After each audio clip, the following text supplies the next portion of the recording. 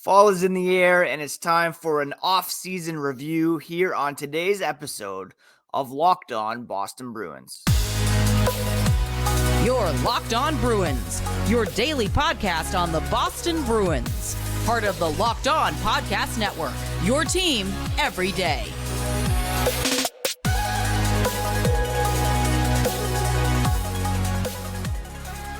What is up, Bruins fans, and welcome back to the Locked On Boston Bruins podcast. I'm your host, Ian McLaren, and this is a daily show where we discuss all things Spoke to Be, and it is so easy to get on board.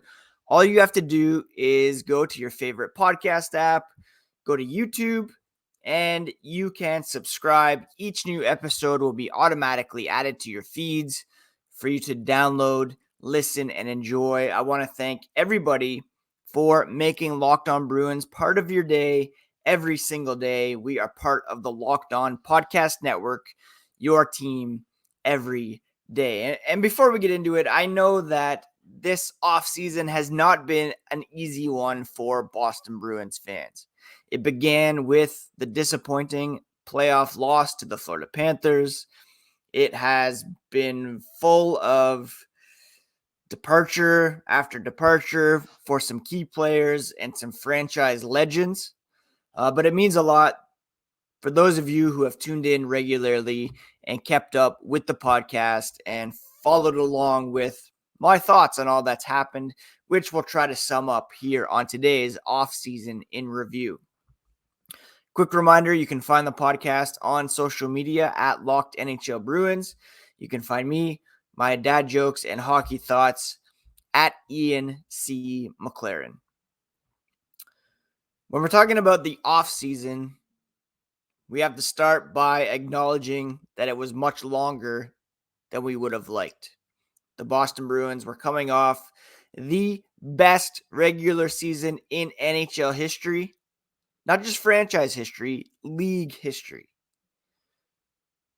Losing in incredibly gutting fashion at the hands of the Florida Panthers in the first round, Game 7, after having a 3-1 series lead. And looking back, that image of Patrice Bergeron and Brad Marchand, we thought it could be a sign of things to come. We hoped it wasn't a goodbye, but here we are.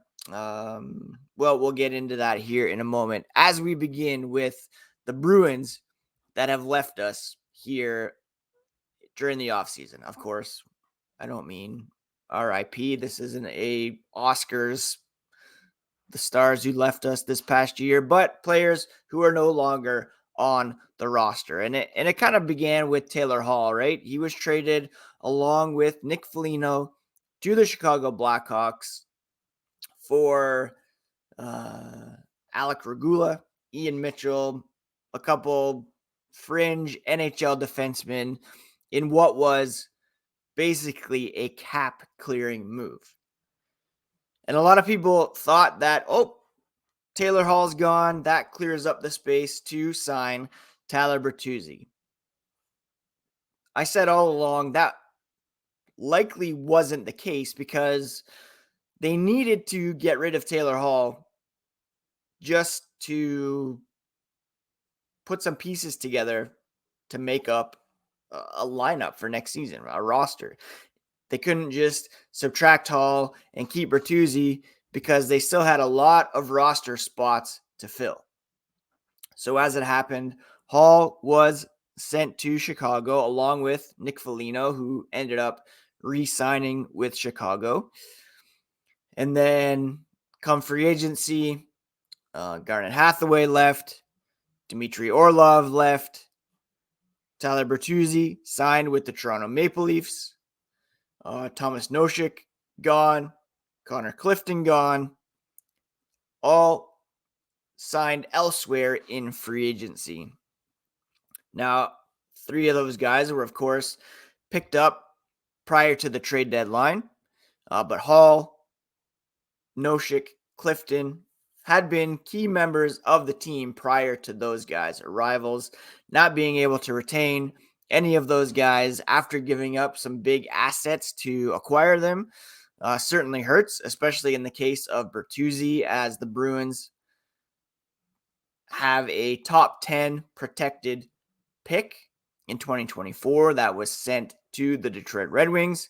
If the Bruins finish outside of the bottom 10, then Detroit will make that selection. If they finish in the bottom 10, they can keep it, and the selection will be deferred to 2025.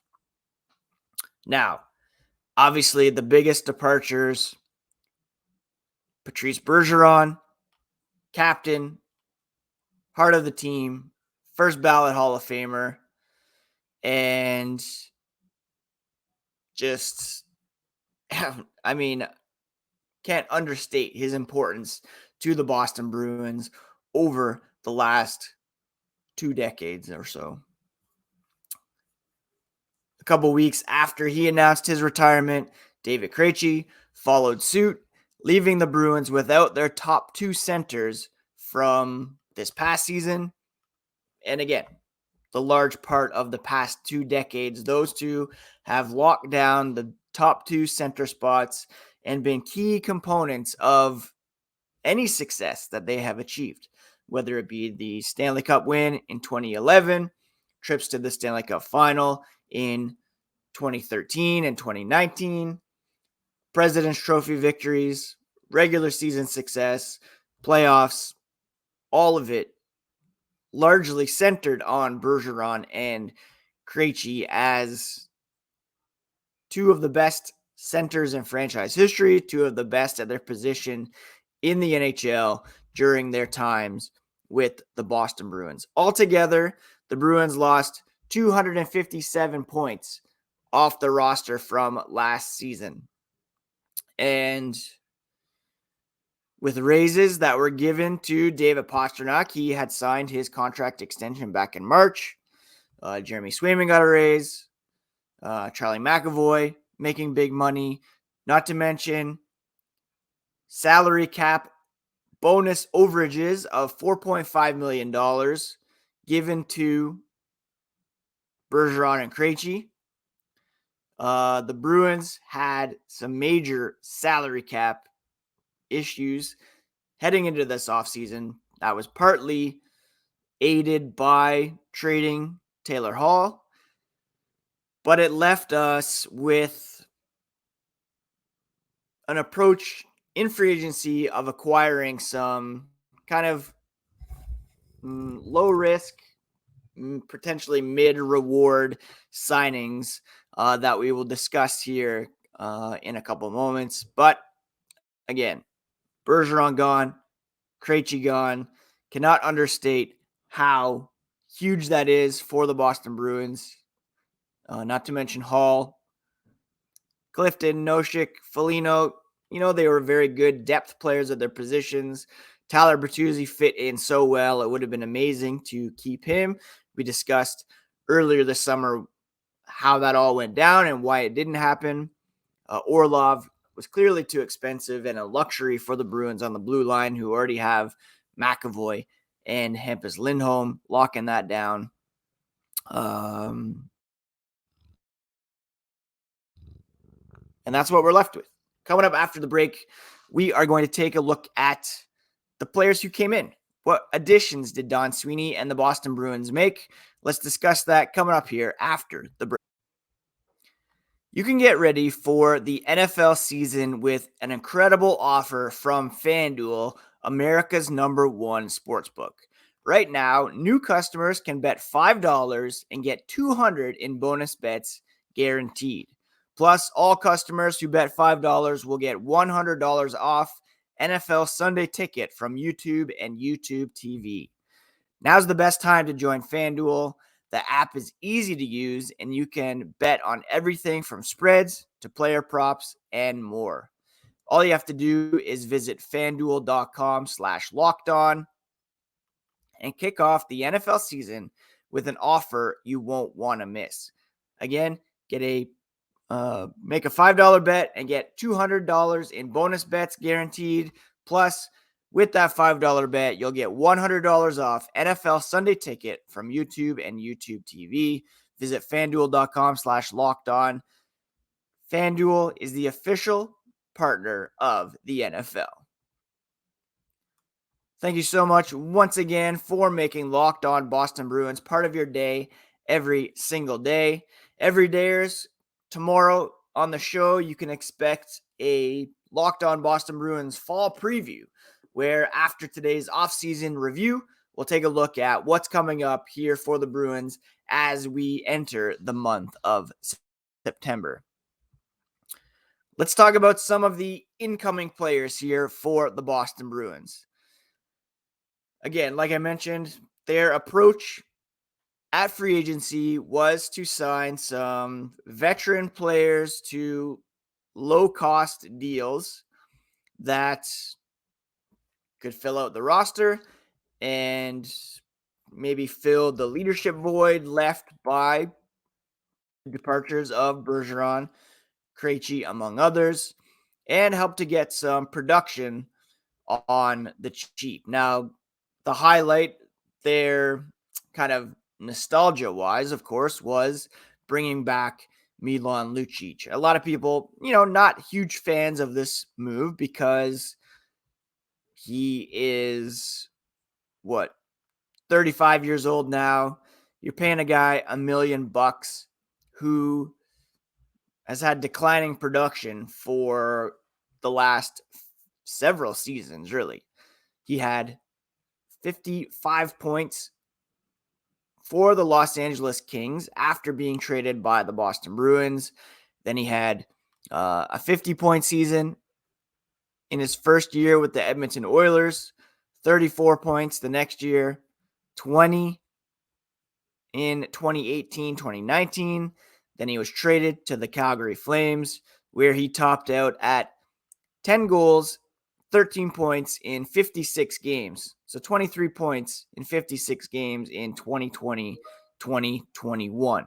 Last season, 7 goals, 12 assists for 19 points in 77 games for the Flames. Now, he did play for Team Canada at the World Championship, won a gold medal, 4 points in 10 games, which is pretty decent production at the international level.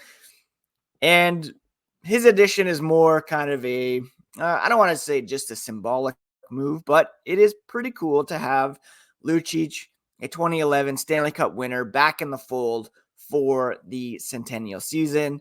It's going to be very cool to see him back in black and gold, wearing the centennial jersey. I'm sure there will be a lot of those sold.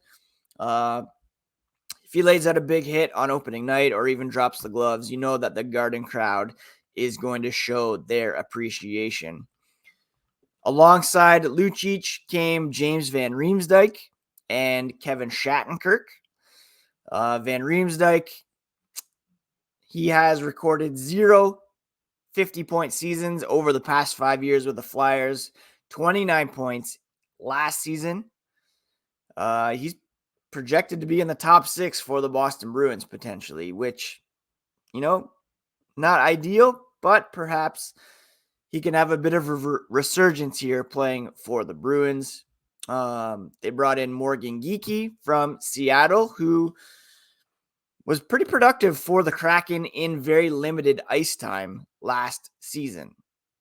He's only got 0.35 points per game for his career, but again, very limited ice time, and he had much better per 60 stats. And the idea is, if they can give him a more prominent role, third line center maybe, then perhaps he can experience a bit of a breakout with the Boston Bruins. They also signed Kevin Shattenkirk to replace Connor Clifton, and they later signed Jesper Boqvist, who has some offensive upside after some pretty successful seasons with the New Jersey Devils. Hasn't quite, broken out per se. He had 10 goals, 13 assists in 56 games for the New Jersey Devils in 2021-22. 10 goals in 70 games last season, and those were in lesser roles. So again, maybe put him in a chance to succeed offensively. Maybe see if he fits on the power play. He could really challenge for even 15 goals with more opportunities. They also signed, Patrick Brown. Ian Mitchell was re-signed. Who else did they bring in? Some guys who likely will be at the AHL level, like Jason Magna, John Farinacci. They just signed an unsigned free agent after he chose not to go with the team that drafted him, the Arizona Coyotes. Regula, Riley Walsh also acquired. Parker Witherspoon. These are guys who will likely be at the AHL level. When it comes to NHL level, the guys who are expected to step in and make contributions are Geekie, Lucic, Van Riemsdyk, Shattenkirk, and Jesper Boqvist as well. Now, will that make up for the 250 some points the Bruins lost? No. And it's going to be a team that potentially struggles to produce. They certainly won't produce at the second most goals per game that they did last year, but they have made a concerted effort to retain the look on the blue line, the top rated defense from last season, to keep the goaltending tandem of Linus Ullmark and Jeremy Swayman together. And they're clearly going to be trying to keep the back end stable, be solid defensively, and remain afloat that way by prioritizing team defense, goaltending, and trying to claw some goals out from wherever they can get them. Coming up here after the break, we are going to take a look at whether or not it is all downhill from here, I should say, for the Boston Bruins. Now, if you add it all up, the departures, the additions, the Bruins clearly won't be as good as they were last season. And I mean, even if you brought everybody back, it'd be very difficult to match or even come close to what they achieved last regular season. Again, NHL regular season records for wins, points. They had the best defense in the NHL, second rated offense. The penalty kill was tops as well. The Bruins just, everything went so well for them during the regular season, at least. And then we saw some warts pop out in the playoffs. They're not going to be the same powerhouse team that they were, and not even close. If you remember, heading into last season, this time last year, a lot of people were saying, well, maybe the Bruins are a wild card team. Maybe the Ottawa Senators or the Detroit Red Wings or the Buffalo Sabres will pop them out of a playoff spot. That's what people were saying this time last year. And we all know what they were able to accomplish with all that doubt hanging over them. Now, without Bergeron, without Krejci, what people were saying last season could very well be true here this season. They're going to need career years from Pavel Zacha and Charlie Coyle, perhaps. They're listed as the top two centers. If you consider the Pasternak line to be the top line, then Zacha is your new top line center. He's going to need to pop in another career year after having won this past season. Jake DeBrusk is entering a contract year. He's going to need to pop. Charlie Coyle is going to need to show that chemistry with Brad Marchand that they had in the playoffs. It's going to really need to be a scoring by committee kind of thing, as it has been in the past. But at the same time, David Pastrnak, top 5 player in the NHL, the top winger as voted on by Locked On NHL hosts. Probably won't get 60 goals, but 50, barring injury, certainly attainable. Charlie McAvoy, still one of the best defensemen in the NHL, and still perhaps with another level to hit offensively. So those two guys, as your new franchise players, you're in good hands.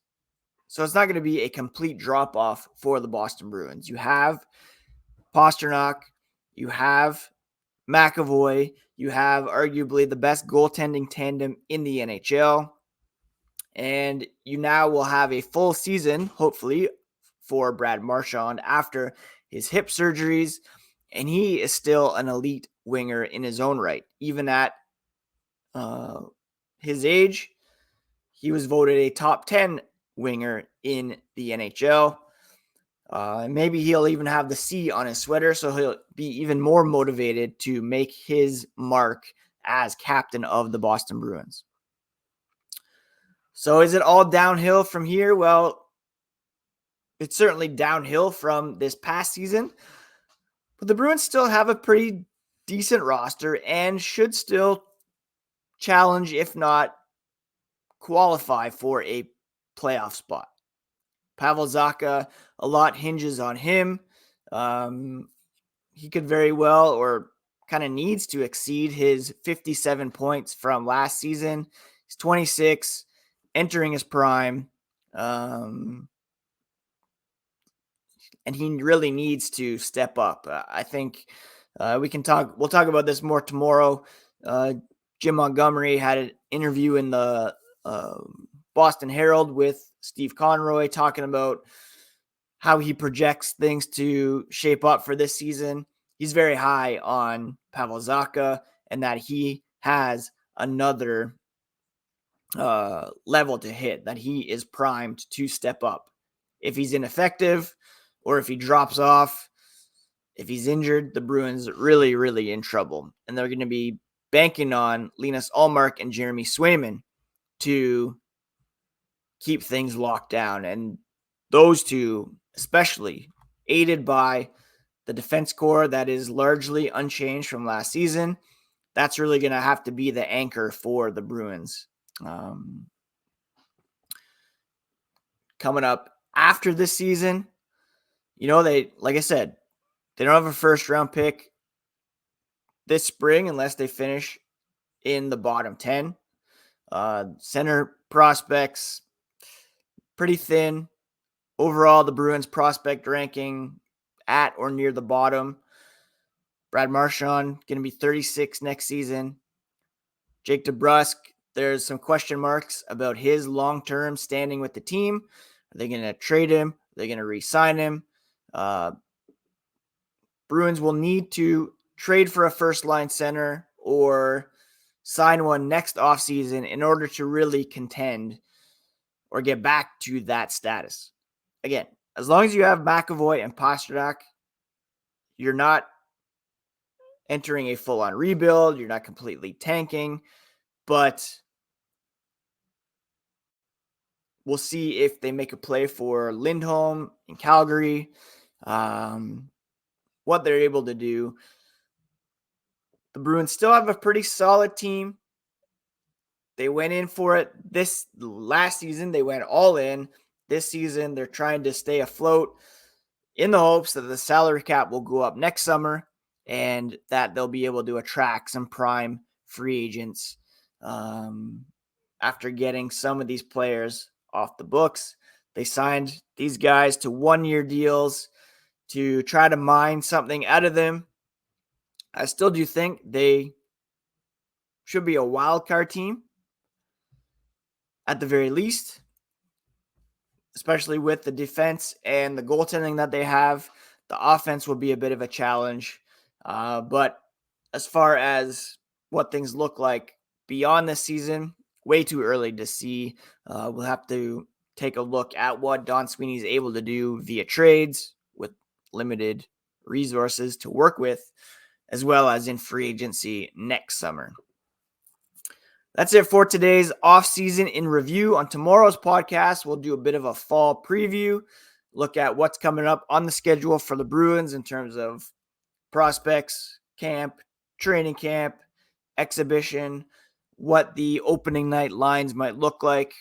And we're moving forward here. It's been a rough summer for the Boston Bruins and their fans, but there's still a lot to be excited about.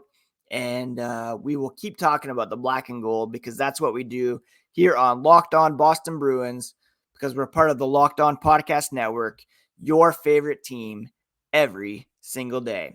Hope your week is off to a great start, friends, and we will talk to you again here on the next episode of Locked On Boston Bruins.